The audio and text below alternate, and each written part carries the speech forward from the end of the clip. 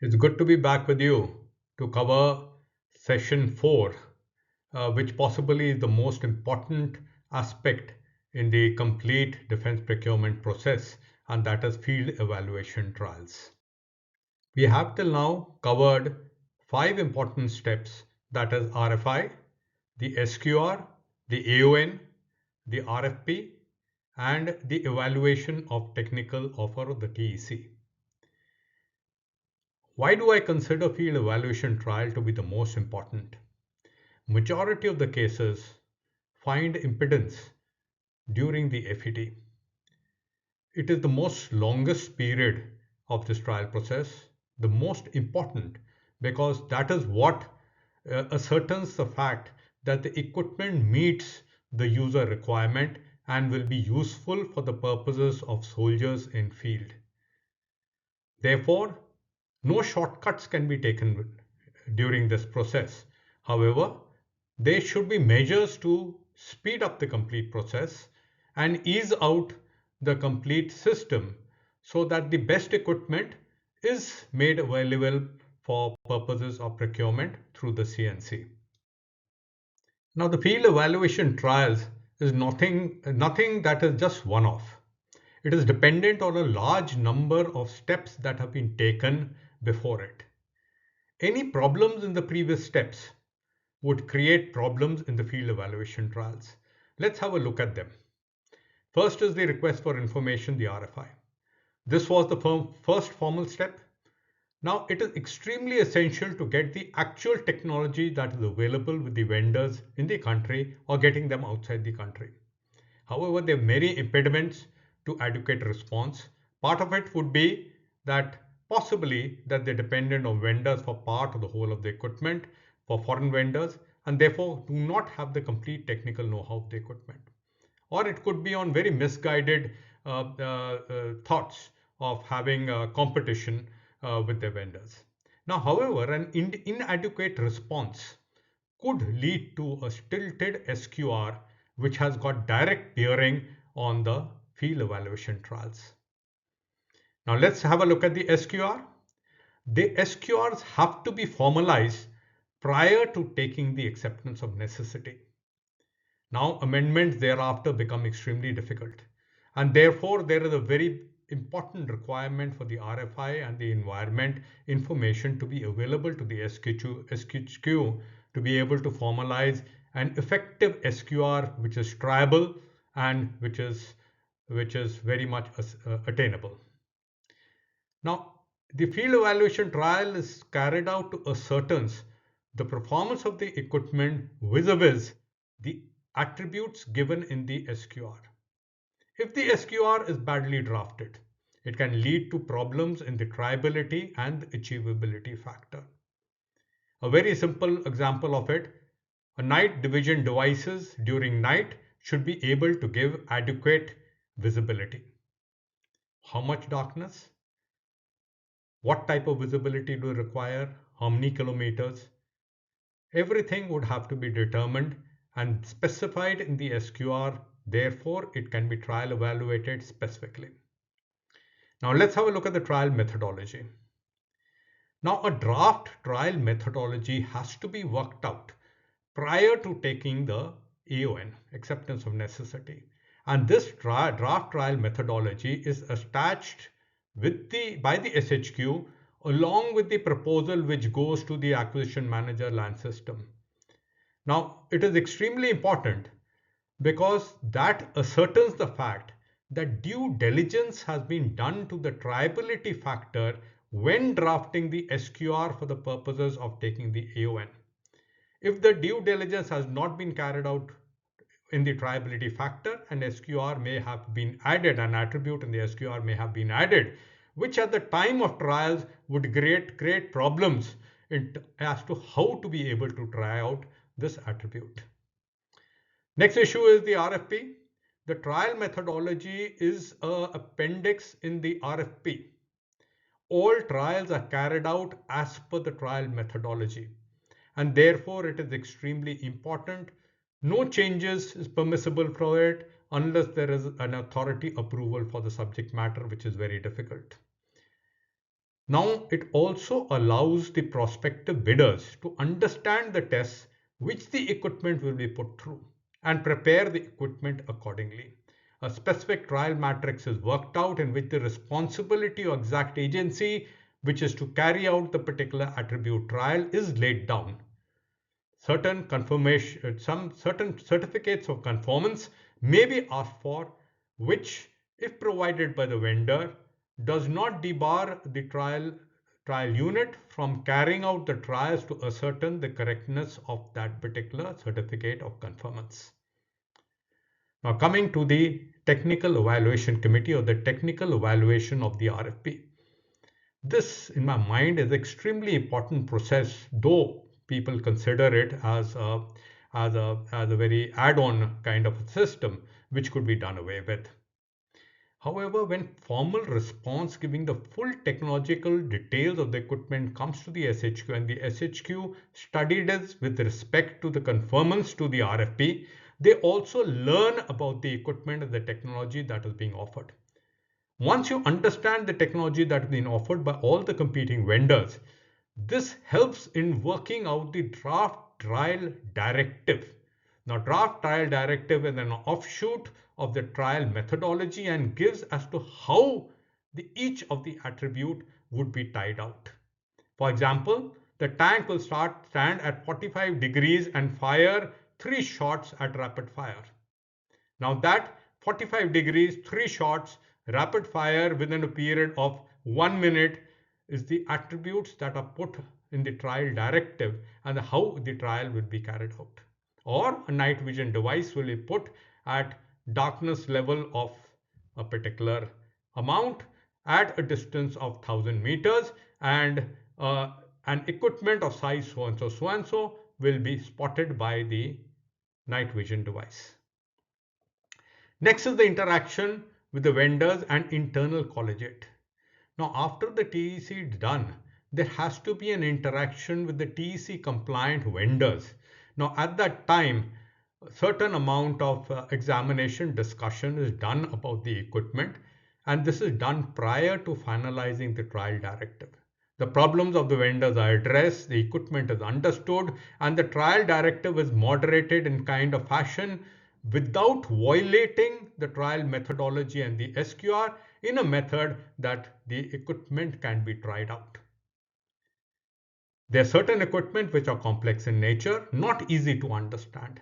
Without the cooperation of the vendors concerned, who possibly understand the technology concerned, the method of carrying out the trials would be extremely difficult to arrive at. Now, the trial directive assists in clearing the mind on the expectation of the equipment and how to try it out. The trial directive is internal to the SHQ. It is not given to the vendor concerned. He has only the trial methodology. It lays down the exact procedure to be adopted for each test and each of the factors in the SQR. It is a very detailed document which the OIC trial and other agencies have to follow. Now, coming to the field evaluation trial. As I said, is conducted by the service headquarter concerned, and it is based on the trial methodology given in the RFP. The trial directive is only an amplification of the trial methodology. It is conducted on basis of principle of transparency, fairness, equal opportunity to each of the competing vendors, and meticulous attention or detail is required for it. Now, it consists of all or any of the of given over there. First is the user trials, which is conducted by a unit which has been designated or by the trial wing. Then there are technical trials, which are DGQA evaluation, including the environmental testing, for which certain documents are there, like the Penta 5, JSS Penta 5. Then the maintainability evaluation trials. Now, these are basically to assess the maintainability of the equipment. The electromagnetic compatibility EMC, or the electromagnetic interference EMI, in the radiating kind of an equipment, evaluation is carried out. Secrecy testing, especially where there is a certain amount of secrecy equipment involved, where required. Where trials are not visualized or where field evaluation is not feasible, simulation trials can be carried out. In fact, modern armies are depending more upon simulation trials. I would like to dwell on it further. Now, simulation trials are only possible, firstly, if you have accumulated data over the complete years in the past of a particular type of equipment in a particular environmental condition, in a particular situation as to how it would perform. And therefore, this can be extrapolated to the present equipment based on the rating capacities given in the bench tests. Now, the problem is this, that this has to be computer aided and possibly artificially intelligence aided. So firstly, you have to have that data over a long period. You have to have in a manner in which it can be accessed, and it has to be put into a application, artificial intelligence application, which assists in analyzing of the simulation of the particular piece of equipment. This possibly we are lacking to a great extent, and this is required to cut down the time period and make it much more easier to test out equipment. Trials may not be applicable, especially when prototypes are not available for no cost, no commitment trials. Now, all trials are no cost, no commitment. Now, ships, submarines, etc., expensive equipment, large equipment, and no prototype is available for it. Simulators being built for the first time becomes difficult to try out. In this, technical evaluation and delivery acceptance trial on the FOPM, first of production model, can be carried out. Now, the commercially off-the-shelf equipment, now the requisite IS/BIS equivalent certification can be accepted, or vendor certification can be accepted, especially for technical EMI, AMC, MET, etc. Now, certain stipulations. The service headquarter, in consultation with the Technical Evaluation Committee compliance vendors, will formulate a trial directive. I explained that to you in the preceding slides. Now, this trial directive has to be issued within 2 weeks post approval of TEC report. There is not much time, and therefore a large volume of discussion takes place with vendor while the TEC is going on, and therefore the importance of the TEC. Now, as I said before, no new parameters of change or variation in the SQR is allowed. Nomination of trial wing team will also be done in trial directive. Reps of QA agency, MIEMC and MET user services are nominated specifically in the trial directive. For equipment involving transfer of technology, representative from the production agency that has been nominated or the design cum production partner can be included into it. Correction, development cum production partner can be included into it. Now, responsibility for testing each parameter is clearly fixed. Who will test the speed of the particular equipment? And a compliance cum responsibility matrix is laid down specifically for one agency to test out a particular parameter. It lists out the exact location and detailed trial schedule. Parameter tests which are acceptable by certificate through accredited labs.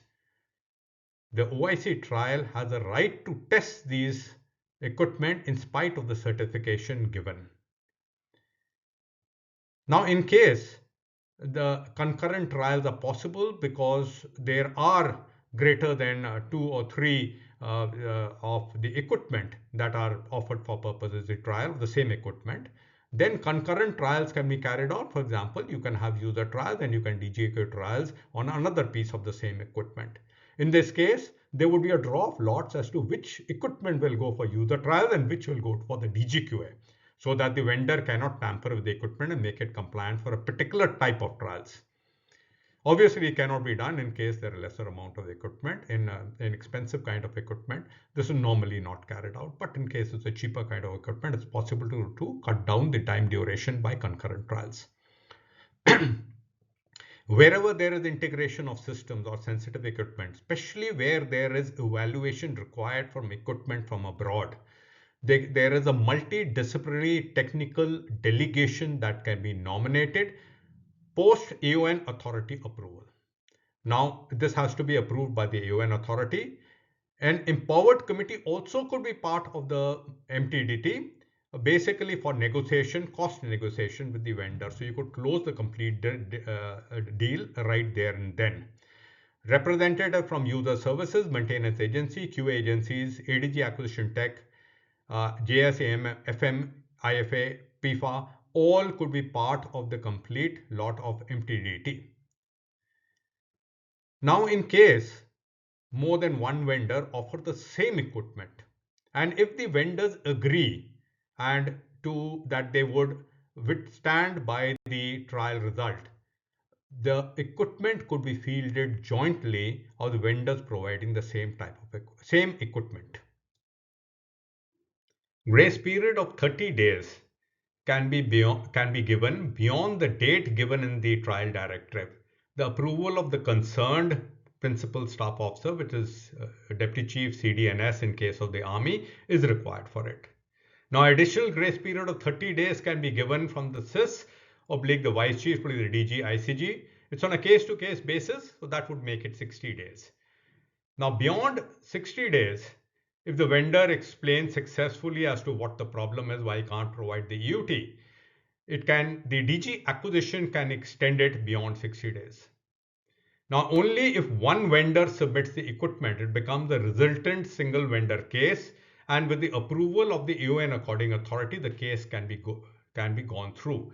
However, a vendor which did not field the EUT at the initial stage cannot be accepted at a later stage. No inductees are allowed. User trials. User trials only pertain to conditions where equipment is most likely to be deployed. In other cases, a vendor certification should be adequate. Repair, modification, servicing is allowed.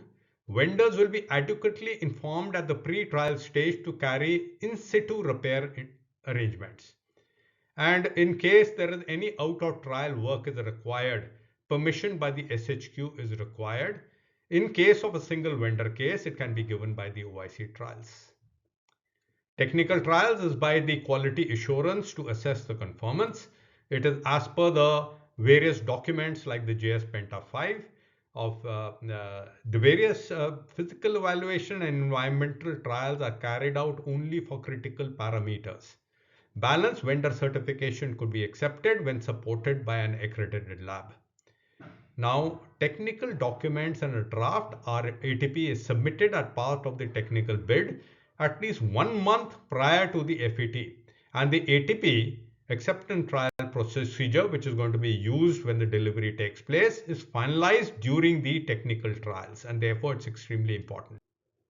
Now, maintainability evaluation trials, which is acronym as MET, is through the OEM documentation concurrent to user trials. So while user trials is being carried out, a complete process is scrutinized by the MET team, and it can be carried out based on OEM documentation. Now, only essential tests to establish adequacy of tools to maintain test equipment and spares. Now, actual stripping of the equipment is not required, and it can be undertaken where only absolutely necessary. This MET is not a criteria for rejection. A vendor can be given a maximum of 2 opportunities to ensure compliance within a specific time frame, including certification by the vendors, and it can also be done before the delivery stage at the FOPM stage. Validation at vendor premises abroad, we talked about the MTDT. It may be due to export restriction, security related issue, non-availability of testing infrastructure in India, etc.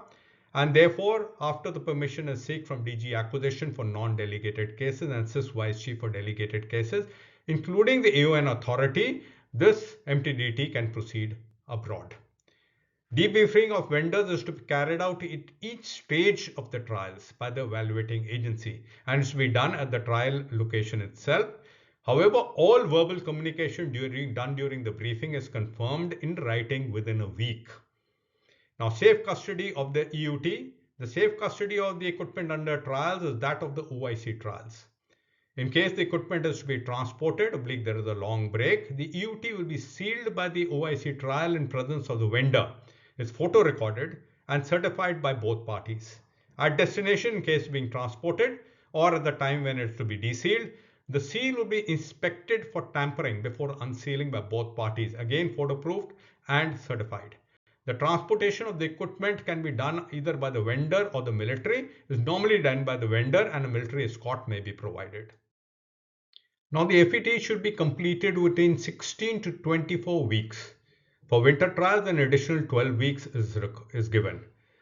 The SHQ can seek additional time during event record. Also, the SHQ has to update. For slippages beyond 6 months, it has to update the DG acquisition or the vice chief for delegated, non-delegated powers.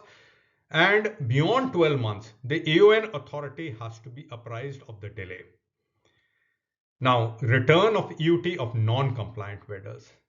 Now, there could be certain non-compliant vendors that during the particular trials, they become non-compliant in between. When they are non-negotiable attributes, especially which have definite evaluation and qualifying standards, such as by means of laboratory trials, should he become non-compliant, basically to save cost on trials and vendor time and resources, EUT can be given back to the vendor, that is, does not continue in trials at that stage. It could be, say, in ballistic trials of the equipment for the first stage to test whether it is compliant to the ballistic parameters and the bullet penetrates. It is non-compliant and no use going through the balance of the user trials, and the equipment can be returned. Now, for such vendors, the IPBG and the unsealed commercial offer will also be returned back to the vendor along with the UT.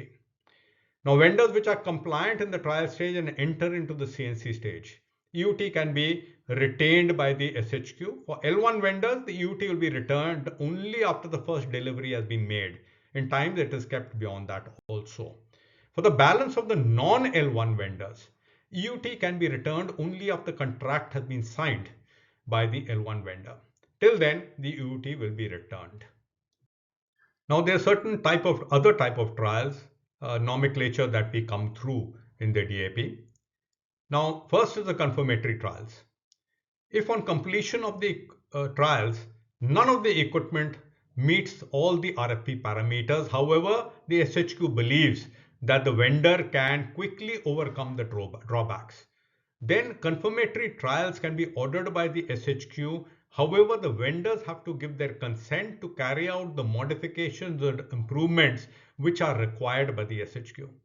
Now, these confirmatory trials cannot be repetitive and they are very specific and definitive. In a multi-vendor case, they can be conducted on approval of the PSO at the SHQ. In a single vendor case, OIC trial is authorized in consultation with the SHQ. A separate trial directive is made out. It is specifying the specific parameters to be checked. In case the money modifications are being carried out, all the parameters that are affected by the modification have to be checked. The vendors can take the equipment to the premises for repair or modification, or, if allowed, can field a new piece of equipment within the stipulated time. No entry of new vendor whose equipment was not there earlier is allowed. That means no jump-ins are allowed at this stage. Validation trials. Now, certain equipment which are found to be successful, however, there are minor encumbrances there, may be accepted for induction. However, with the stipulation that during the first of production model, they will be checked for validation of these minor encumbrances before giving any bulk production clearance or further clearance for delivery. Suitable provisions are made in the contract in case the vendor is unable to provide successful improvement. Having accepted the provision, some penalties are enforced onto the vendors as per the contractual provisions. The trials obviously have to be short and specific and validating of the parameters only in order to rectify the earlier observation. Development trials. These are only for indigenously developed products and normally for DRDO sponsored developed projects as well as make schemes. It is held by the development agencies concerned. It may be based on an internal qualitative requirement or on a provisional SQR. This is formalized into an SQR. Now, the SQR is based on the progress shown by the equipment and the yardsticks attained / shortfall based on the acceptability of the performance of the equipment by the SHQ. This development trial is normally followed by a user trial, which is based now on a formalized SQR. While the PSQR can be changed, the SQR cannot be changed. The user trials can be dispensed with depending on performance of the equipment attained during the development trials and approval of the UN according authority. Another is the accelerated usage cum reliability trials, basically to check the reliability and quality assurance standards of the equipment. It is applicable for upgrades, in-service equipment now indigenously manufactured after absorption or TOT. There was an import equipment, now TOT has been absorbed and now it is being indigenously manufactured. Or there is the import substitution that has been carried out by an indigenous company for key components, or there is a poor quality of manufacture that has been noticed. We come to the end of the sixth step in the complete procurement cycle, which is the field evaluation trial, which I consider as the most important phase in the complete procurement process. We shall in the next lecture cover the next five stages, which is the staff evaluation of the FET, the technical oversight committee, the commercial negotiation, and the approval by the CFA, followed. It's been a pleasure to bring you this part. A very happy new year to all of you. May 2025 see peace and harmony in the world and lots of happiness to you all. Farewell till then in the next part of the 2025 Staff Evaluation and Contract Negotiating Committee. Thank you all.